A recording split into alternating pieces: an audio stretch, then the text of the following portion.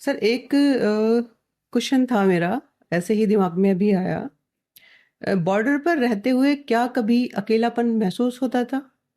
जब घर, गांव, शहर सब पीछे छूट जाते थे, तो एक फौजी खुद को कैसे संभालता है? इस पर कुछ कहेंगे? देखिए, बॉर्डर पे जो फौजी होता है ना, फौजी एक अपने आप में ना जी, अलग तरह का होता है। जी, अ, जब वो बॉर्डर पे होता है तो वहीं उसका गांव, हुँ, शहर, परिवार सब कुछ हो जाता है। जी, जब वो घर होता है तो फिर वो घर का ही हो जाता है। हुँ, अ, क्योंकि जो साथी होते हैं ना, उनमें आपस में हंसी मजाक ये सब कुछ, जैसे चलता हम है। शायद हम घर में भी नहीं कर पाते होंगे इतना, हम वहाँ पर मखौल करते हैं, हंसी जी, मजाक करते हैं। तो वो जो लाइफ है ना, वो हुँ, लाइफ एक अलग लाइफ है। अ, वो वहाँ बॉर्डर है। कभी घर वालों की याद आती है?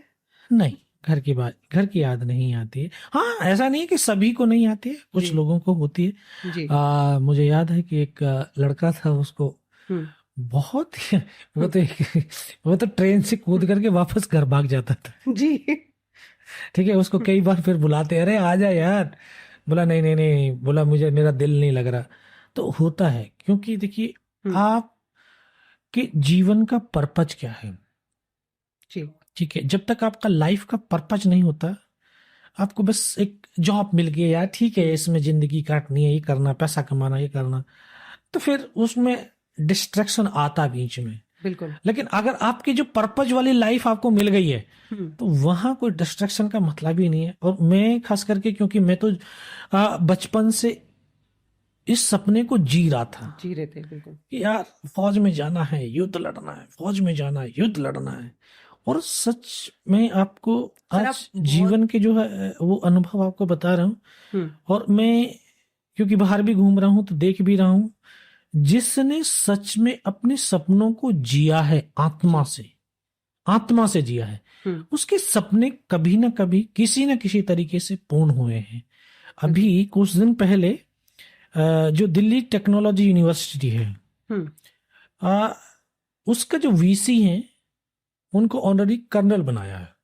ओके, तो जब वो अपनी स्पीच थोड़ा सा जो है दे रहे थे, तो हुँ, वो एनसीसी के कैडेट रहा थे। ठीक अच्छा, है, उनकी फौज में जाने की तमन्ना थी। हुँ, एज एनडीए, एज सीडीएस, बोला मैं फौजी आर्मी अफसर बनूंगा। हुँ, लेकिन उनके सपनों को कहीं ना कहीं परिवार, क्योंकि जो पहले होते थे ना, जी, अकेला बच्चा है, अरे नहीं नहीं हाँ, नहीं, हम नहीं भेजेंगे फौज में, ये हो बिल्कुल, जाएगा। बिल्कुल, कुछ बोला, उनके साथ में भी कुछ ऐसा रहा। फिर लेकिन नहीं जा पाए, तो असिस्टेंट प्रोफेसर ये सब कुछ चलते चलते वो लास्ट में हुँ, अभी आ, दिल्ली टेक्नोलॉजी यूनिवर्सिटी के जो है वीसी बने। हुँ, उन्होंने फिर वहाँ पे एनसीसी शुरू की। और अभी क्योंकि उन्होंने फिर उस दिशा में फिर आपको जीना लगा, हुँ, और उनको अब ऑनरी कर्नल मिला। हुँ, ठीक है, अब उन्होंने जब कर्नली रैंक लगाया, तो उनका जो वो एकदम से उनके आंखों में आंसू देखे मैंने। हुँ, मगर सर क्या, बोला ये मेरा बचपन का सपना था। सपना था। हाँ, कि मैं फौजी एक वर्दी पहनूं और उसमें रैंक लगाऊं। हुँ, तो ये मैंने देखा कि जब मैंने भी जो बचपन से जिस सपने को जिया, वो सपना हुँ, साक्षात्कार हुआ। सर आप बहुत ही कम उम्र में आप फ़ौज में भर्ती हो गए थे। जिस एज में एक बच्चे को नहीं पता होता कि उसे किस दिशा में जाना है, उसका करियर किस लाइन को उसे चुनना है। चूज़ भी पेरेंट्स कर देते हैं कई बार कि आप आर्ट स्ट्रीम ले लो, आप कॉमर्स ले लो, आप साइंस ले लो। हम्म, लेकिन आपका गोल बिल्कुल क्लियर था कि मुझे फ़ौज में जाना है, तभी आप इतनी कम उम्र में सेलेक्ट हो गए आर्मी के लिए। तो आपकी इंस्पिरेशन क्या थी? देखिए, इंस्पिरेशन सबसे पहले घर से मिलती है। जी। और क्योंकि जैसे पेरेंट्स के संस्कार होते हैं, पेरेंट्स हुँ, की जो पेरेंटिंग होती है, जी। वो एक बच्चे के ऊपर बहुत प्रभाव डालती है। हुँ, पेरेंट्स जो कहता है ना, उसका असर बच्चे पे नहीं पड़ता है। जी। पेरेंट जो करता है, हुँ, उसका असर बच्चे के ऊपर बहुत पड़ता है। ये सही बात है। हुँ, तो जो पेरेंट्स, क्योंकि मैं एक किसान और जवान का भी बेटा हूं, हुँ, तो हमने देखा है कि जो खेतों में किसान बरसात में, गर्मी में, सर्दी में, वो जाड़ों में, पालों में ऐसे खेतों में काम करते रहते थे, कभी गर्मियों में धूप में जलते रहते थे, लेकिन उन्होंने काम करना नहीं छोड़ा। जी।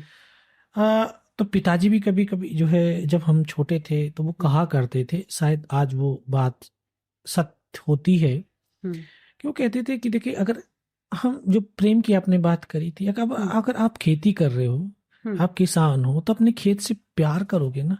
आप उसके पास जाओगे, खेत के पास हम्म दिन में एक बार जाओ, अपनी फसल को देखो, खेत को देखो, उसमें भी एक जुड़ाव होता है, लगाव होता है। हम्म खेत को भी लगता है यार, मेरा मालिक मुझे देखने के लिए आता है। हम्म वो फसल दिन दुगनी रात चौगनी बढ़ने लगती है। बिल्कुल और कई बार फिर उनसे बहुत सारी चीजें सीखी, तो वही एक प्रेरणा, जब वो, क्योंकि फौजी भी थे, तो वो हम्म अपने दोस्तों को बड़े चाव से अपने युद्धों की दास्तानों को बताया करते थे, हम्म कि हमने ये किया, हमने वो किया। तो फिर वही भाव जागृत हुए कि अब मुझे भी फौज में जाना है हम्म और युद्ध लड़ना है।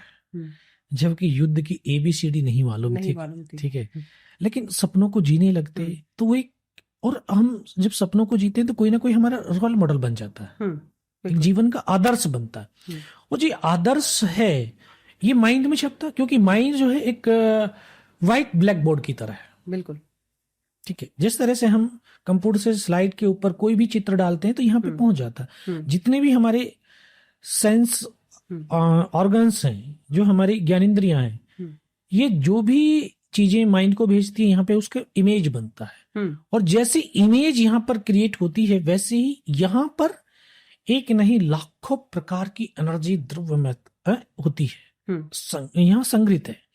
वैसे ही इमेज बनती है हमारी बॉडी में, वो एनर्जी क्रिएट होती है। वैसे ही हमारे भाव और भावनाएं बनते हैं, वैसे ही हमारा करेक्टर का निर्माण होना शुरू होता है। तो एक बच्चे के रोल मॉडल क्या है, वो भी उसके करेक्टर के ऊपर बहुत बड़ा, उसके करियर के प्रभाव ऊपर होता है। प्रभाव पड़ता है। बिल्कुल तो मेरा जो रोल मॉडल था, वो 21 साल का नौजवान, जो 1971 में टैंक से टैंक की लड़ाई लड़ता है, और एक स्क्वाड्रन में 14 टैंक होते हैं, जी वो 14 टैंकों को ध्वस्त करता हुआ मां भारती की गोद में सो जाता है। वो पाकिस्तानी कमांडर जिसने उसकी टैंक को उड़ाया, बहुत दिनों के बाद कोई ऐसा संयोग हुआ कि वो कमांडर और उस योद्धा की मां आमने सामने थी। तो वो पाकिस्तानी कमांडर उस मां के चरणों को छूता और कहता है, मां, तूने बेटा नहीं एक शेर को पैदा किया था, जितनी बहादुरी से लड़ा। तो वो जो, बस वो जो कहानी थी, वो जो, बस वो रोल, वो इमेज मेरी यहाँ पर, बस उसके जैसा यार, आप वो ही बन जाते हो।